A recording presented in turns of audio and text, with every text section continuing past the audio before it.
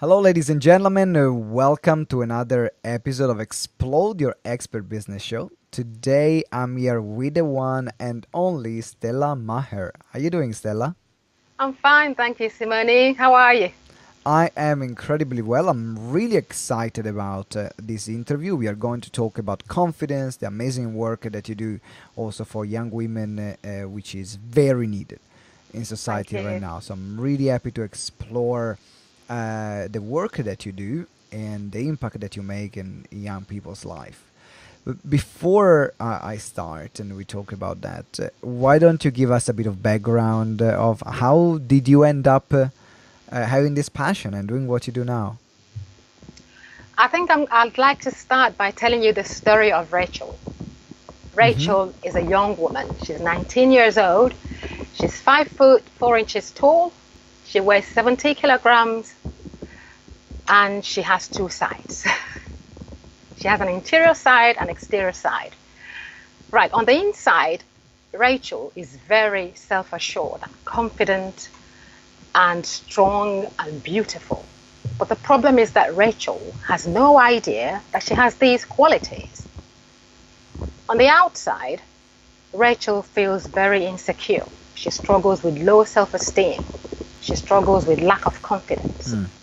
brought on by peer pressure, by family pressure, by academic pressure, societal pressure, and the worst pressure of all, the pressure to look like Kim Kardashian and all the celebrities on Yeah. Love Island. Yeah. That's her biggest pressure. So she's constantly comparing herself with these celebrities because she's constantly being bombarded on social media with images and pictures and messages about these supposedly perfect looking celebrities, and Mm. she keeps comparing herself to them. And to make matters worse, one of her friends then tells her that she doesn't have the bikini body, whatever that means.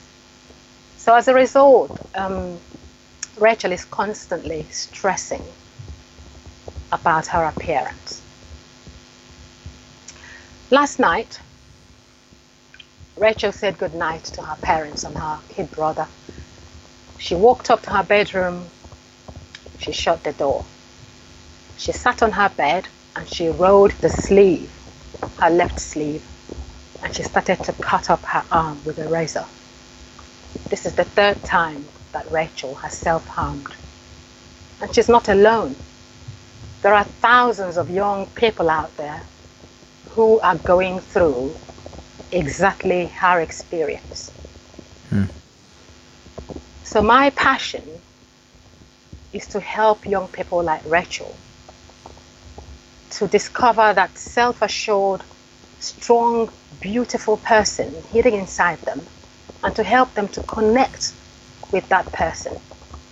My passion is to help them, to help young people to take control of their lives before they sink into the depths of depression and have to resort to self-harming and to eating disorders.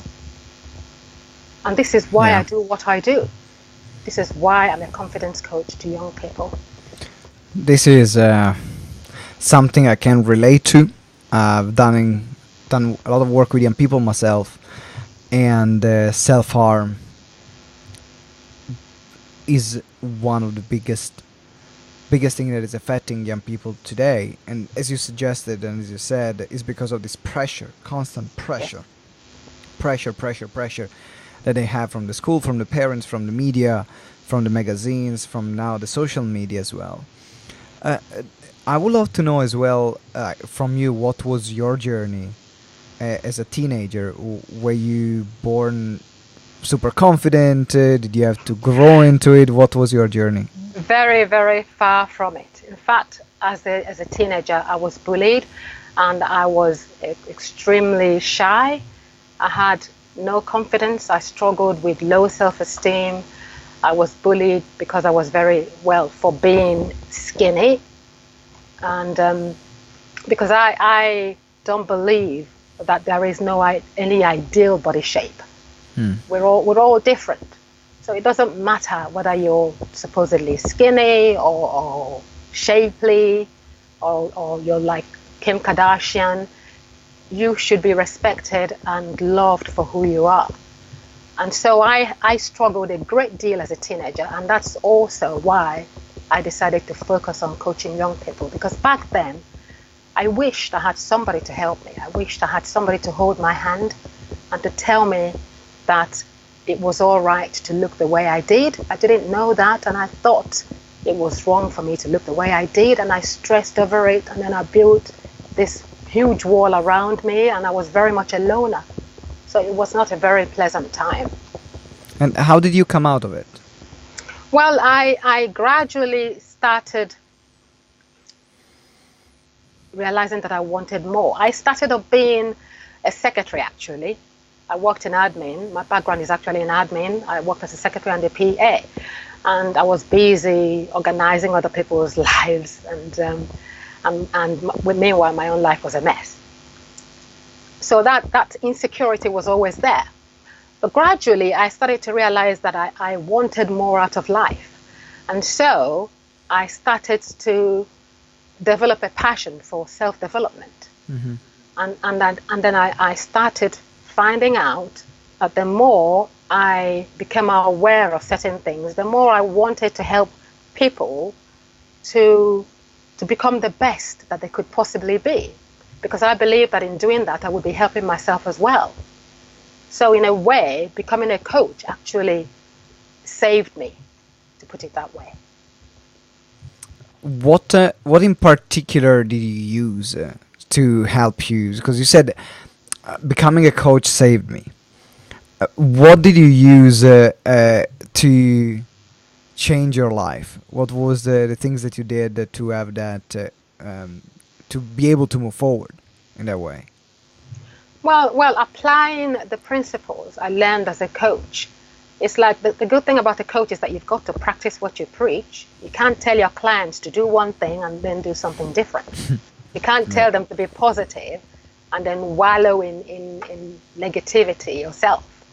So becoming a coach was also helping me to become all those things I wanted to help my clients to become. And I'm curious about at what point did you realize that you wanted to become a coach? At what point you said, okay, this is the right path for me? That was about 5 years ago, actually. Yeah, that's when I realized I wanted to be. I attended a session by the body that I studied with.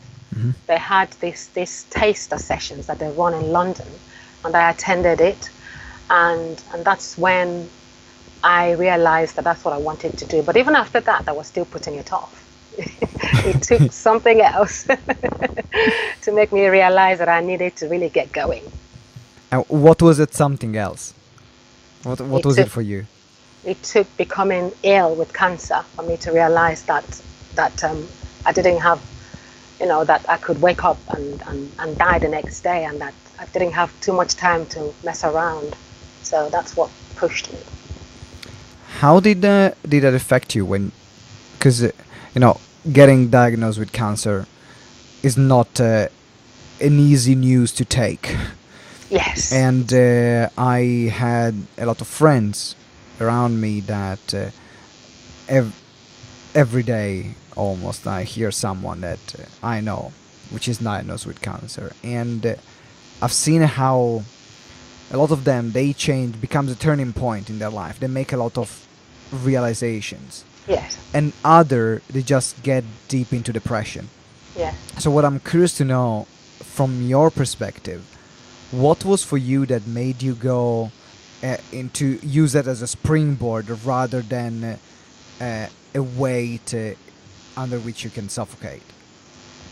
Well, it was a springboard for me because it gave me that realization that I didn't have too much time to mess around.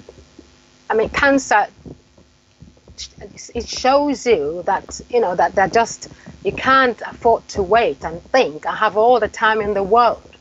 Because when you're told you have cancer, the last thing you have is all the time in the world.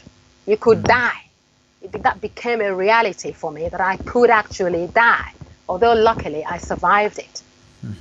But the reality that I could die then was very, very real, and that's what pushed me to go and get my qualification.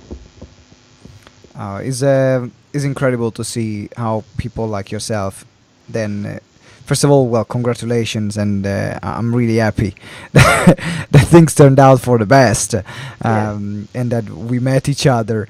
Yes. And in particular because of the fact that now this is part of your inspiration, this is part of your story, this is part of who you are. So based on the experience that you had with cancer, is there a message that you would like to give to our listeners right now that you learned from that experience?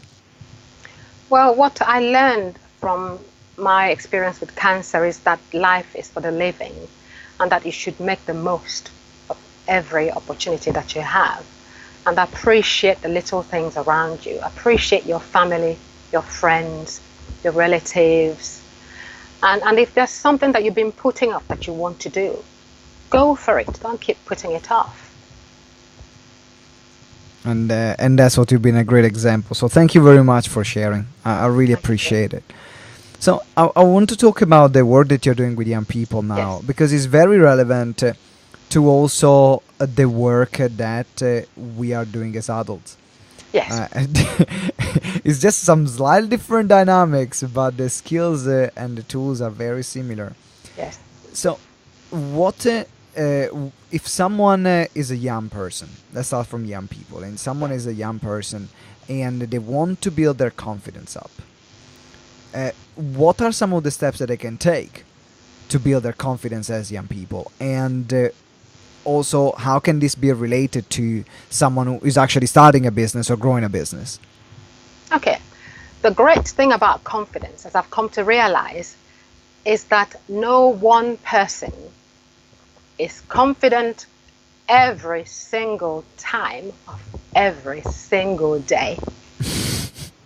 Not even experts.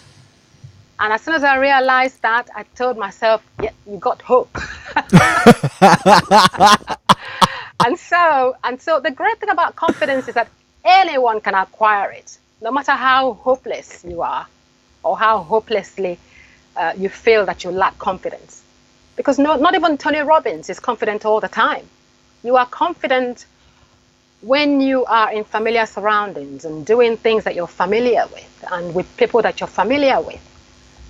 And your confidence evaporates as soon as you find yourself in things that are strange to you, things you've not tried before, things that, I'm sure you can relate to this as well, although you're a very confident person. I do. I definitely can relate. And so that's why I tell my clients that confidence is a skill that anybody can learn. It's like building a muscle. It just takes practice and repetition. Anybody can be confident, and no matter who they are. And do you find that there are, because you're saying what you said is that you become confident when you are doing something familiar. So if someone wants to become confident in one specific skill, is that a set of action that they can take to build that confidence, or a strategy or a format that you would suggest them to follow? I was actually going to mention developing a new skill as one of the ways to build confidence. Because if there's a skill that you're trying to develop, then the best way to be confident in that skill is to find out everything there is to learn about that skill, and keep learning it and keep practicing it. And the more you do so, the more confident you become. It's as simple as that. Yeah. I was thinking about when I did the stand-up comedy gig a few months ago, was that last month? And even though public speaking and speaking in public, I'm very confident and do it every day. And unless it's a really big gig I don't almost feel nervous anymore because of the amount of hours and amount of speaking gigs I've done. Yes. However, when I had to do my 5 minutes of stand-up comedy, oh my god, I was nervous. I was scared. Because you're not familiar with it, are you? No, not at all. Exactly. Yeah, but does that mean that you didn't get to learn and acquire the skill? Maybe you're still in that process, but that's a skill that you're working on at the moment, and the more you do it, the more confident you become. And I have to say that you were great, actually, during Thank you. the comedy gig. I appreciate. I'm happy you went well. I'm happy. I'm happy you went well, and people kept laughing. So that Yes. that was You good. did really well. It didn't show that you were nervous. Oh my god, I was so nervous, so nervous, and is really fascinating because in that case, in my opinion, all the nerves almost went away when I stepped on stage. Yes. So I was nervous before, but when I stepped on stage, because I feel is my element, then all the nerves went away, and I was just And you were having fun. I was just having fun and talking, and people were laughing, and so I said, okay, this is good. And the more they were laughing, the more confidence I was getting. So I remember at the end, my jokes were flowing much better than at the very beginning, because at the beginning I was still testing the ground and see how the audience was responding, and then all the audience, they were pretty drunk, so they would laugh at anything. So they kept laughing. And I said, okay, this is a good gig, I can just play. I think is for people, as you're suggesting, is also to understand that it takes time, and the more complex the skill or the attitude that you want to build is, then the more time it takes, and not to be, get too much annoyed with himself if it takes few years, because it might take few years to become Yes, it would totally take confident. years, yes. After all, how long does it take to get a qualification? How long does it take to become a doctor or a lawyer? It takes years. Yeah, So it's the same with building your confidence. absolutely. And there are also some simple things you could do to develop your confidence. Starting with staying away from negative people. That's number one, because nothing deflates your confidence as much as hanging around people who are constantly putting you down. How do we get rid of negative people? You don't necessarily, get rid as in, try not to move too much, as in push them away. But, find a way, maybe stop accepting invitations from them if they invite you out. Have a very good reason why you can't go out. Tell them very nicely that you've got all that commitment. Honestly, there are some people who just, oh my goodness, just drain the energy and the life out of you with their outlook. Yeah. And I have been around some of them. You're not one of them, by the way. I appreciate it. Thank you very much. You're the opposite. So now we talked about confidence. We talked about staying away from negative people, and I think, guys, Stella is working a lot with teenagers. So for teenagers, it's even thinking about their peers, the people that they hang around with. Absolutely. And it's very difficult for teenagers because I find that they feel that they always have to say yes. I remember when I was a teenager, I was a massive people pleaser, because I wanted to be with the cool kids, and many of them actually, the energy was very draining, and because I didn't enjoy being there, but I wanted to be part of that group because there was the group of the cool kids, and I wasn't a cool kid. And I think it happens also in the entrepreneurial space. There are some people that will hang out in an environment as an entrepreneur just because they think that they have to, because of the business opportunities or the the things they're going to learn or the connections that they're going to make. but actually they don't enjoy being there. It's an environment that is not conducive to them. Yeah. So, as an entrepreneur, as an expert, use the same advice, apply the same advice, make the choice, Yes, and be it's very for selective. particularly for the young people, I would say educate them, and which is what I'm trying to do. When they that's why I'm trying to run programs and workshops that will educate them to know how to relate to those people, the negative people who are always putting them down, and to know what to say to them, and to also know how to filter out the things that they hear. Because what happens is when you take all these things in, you're being told you're fat, you're ugly, your mates tell you that you have big ears and they laugh at you, and you go home at night and then you dwell on these negative things, and they fester in your head, and that's where the problem starts. But if they learn how they can overcome, how they can dwell on more positive things, and push the negative thoughts to the background, like just let them fade out. Yeah.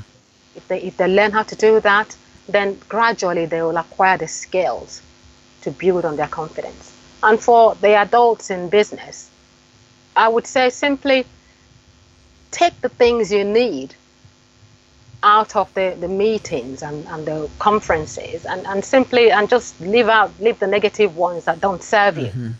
Yeah, simply pick and choose, like in a sweet shop. Go and pick and choose the things that will serve you, the things that you love, and the things that you benefit from, and leave those that won't serve you.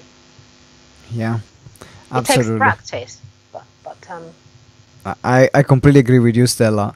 And right now, for the people that are starting a business or starting an expert business that are listening at the moment, or people that are growing as well, knowing what you know now, of the experience that you had in business so far, what is something that you know now that you wish you knew at the very beginning?